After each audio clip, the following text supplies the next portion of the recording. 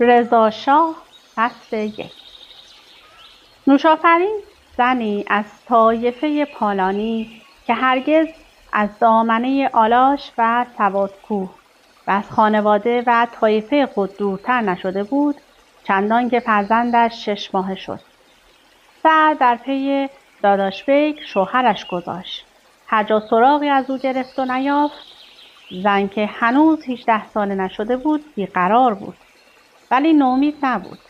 هر کس چیزی می گفت تا آنکه یکی از نوکران خان به او خبر داد که عباس علی داداش بیک در تهران است و در کاروانسرایی نزدیک دروازه خراسان مسکن دارد.